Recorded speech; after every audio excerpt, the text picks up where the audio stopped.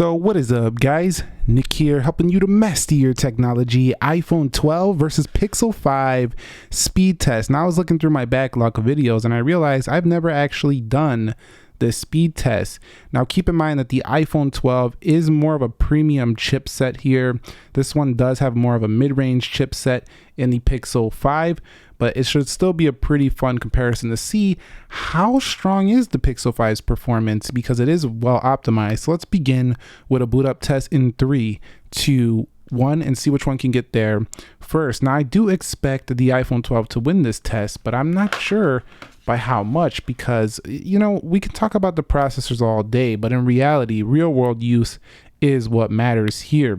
And the Google Pixel 5 does look like it might be in the lead, but no, wait, that was pretty close. That was close to call. I would say I'm going to call it about even there. I think the iPhone 12 might have had the jump, but then the Pixel came really quickly. That was very close. So even though it's a mid-ranger, it boots up around about the same time as this premium A14 chipset in the iPhone 12. Okay, so when it comes to the biometrics here between both of them, they do operate very differently. The iPhone 12 does use a Face ID unlock, and it's very quick. However, the Google Pixel 5 does use the fingerprint sensor, and that fingerprint sensor there, you can be pulling this out of your pocket, tap that, and you're already getting in. Now, I am running Android 11 here for the Google Pixel 5, so you're not going to get, Android 12 for this video because that's still in beta. I don't think it's fair to compare the beta to an official version. And we're running 14 over here. I'm not going to run the 15 beta as well on the iPhone 12. I just don't think that would be fair either. All right, so everything is closed out for both devices here, as you can see right there.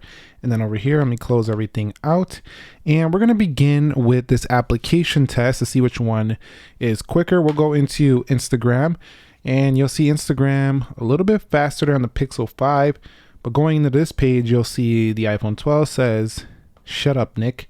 Let's get up out of there. We're gonna go into Best Buy, and you'll see Best Buy opening a little bit quicker there for the Google Pixel 5. Let's go to products. You'll see pretty similar. And then TV, home, and theater. That one's going to go to, look like the left. We'll go into Amazon. Snapdragon 765G chipset over here versus Apple A14. So this is more of a mid-range CPU. We'll go into eBay, but the Pixel 5 is the most optimized for that chip, like the best performing phone you might find with that chip in it. We'll go into YouTube, and we'll go up here to Explore. Let's go to Explorer. And we'll go to trending, and trending pretty good on both. Super fast scrolling on iPhone, still a smoother scroll for the iPhone 12.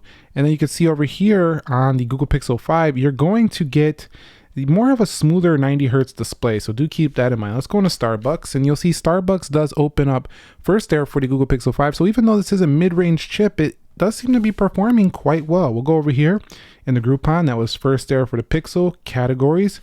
First there on the Pixel, things to do. So this could come down to, the optimization of the app per platform. We'll go into ESPN, but you'll see that it's doing pretty good overall by comparison to the iPhone 12 in these applications. We'll go into Mortal Kombat.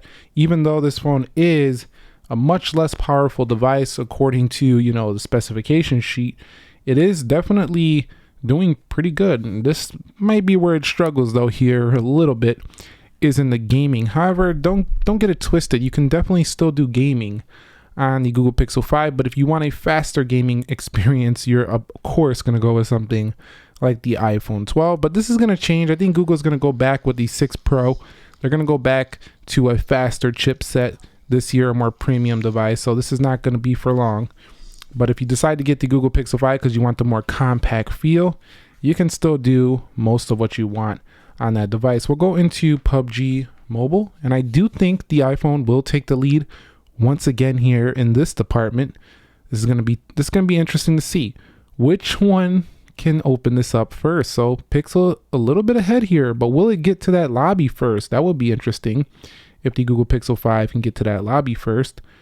Looks like it may or may not. So no, it looks like the iPhone, it's gonna load up this stuff, but it would have been to the lobby first here on the iPhone. So yeah, the iPhone had to load all of these pop-ups. This happens sometimes on PUBG, but it would have won out on the lobby over here, the Google Pixel 5. But the Pixel 5 didn't do bad. It wasn't that far behind. Let's go into Temple Run, And what about this light game? You could see right there, boom, pretty similar. So that shows that, you know, just how good these Qualcomm chips can be. We'll go into Crossy Road right here, and you'll see that the Apple A series chipset ahead. And keep in mind, this is not the fastest chip on an Android device, so don't be getting too happy over there because the iPhone's winning out in some of these categories. This wouldn't be the same if we were putting this up against an 888 phone. Let's go into Geekbench 5.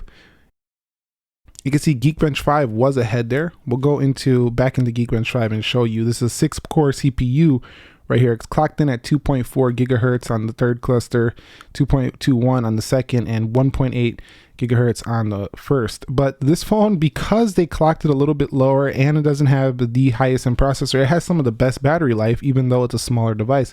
We'll go into 3D Mark, and you'll see 3D Mark was faster there for the iPhone. So overall, I would say the iPhone 12 was faster, but in some areas the Pixel 5 was faster, and in some areas the transitions look faster, and in some areas and ways the Pixel 5 feels quicker because of the 90 hertz panel. So even though this is mid-range or upper mid-range processor, this phone is definitely not that far behind the iPhone 12 as you might think in terms of real world everyday use. All right, so let's go ahead and see if they do reload anything on either device. You can see right there, pretty similar so far. We'll go into Crossy Road, and the iPhone had that, and so did the Pixel 5. We'll go on the Temple Run.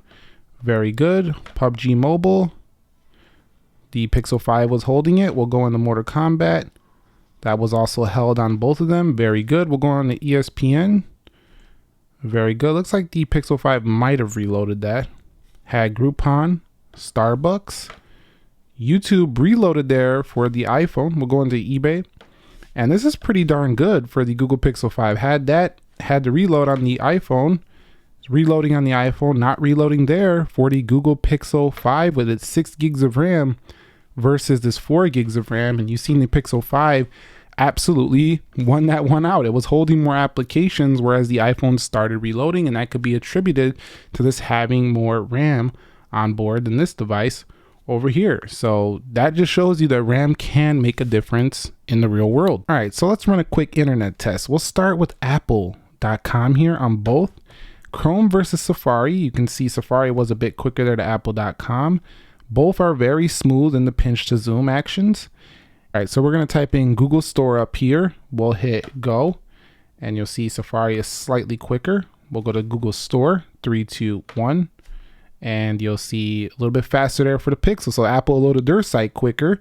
Google loaded their site quicker. So yeah, very good. But even though this phone is not, you know, again, the top processor, it still does good in browsing. It's very fast. So you're not even going to notice you're using the Snapdragon 765G on the internet. Now let's go ahead and run a Geekbench 5 test, a CPU benchmark, and we'll see which one has the better score. We kind of already know the iPhone's probably going to win this, but by how much? We'll see. All right, so as you can see, the iPhone 12 definitely has a far larger score. It has over 1,000 points, 1491 versus 491, and then over 1,000 points more on the multi-core. So I knew this was going to happen. In the benchmarks, it was game over. The iPhone 12 was going to beat out the Google Pixel 5. There's no contest there. We could run a 3D Mark, but it's going to be very similar, so we'll wrap it up here. The iPhone 12 is the faster phone for sure, but the Google Pixel 5 is a great alternative option if you want long software support, you want a similar size to that, you want a cheaper price point, and you want a great camera, and I would argue better battery life than the iPhone 12. So it is pretty competitive, even though it's not quite as fast. So let me know your thoughts down below in the comment section of this video. If you found this speed test enjoying, entertaining, informing, let me know if you want to see more like this. I'll catch you all in the next one. Nick here. Be sure to be well, and peace.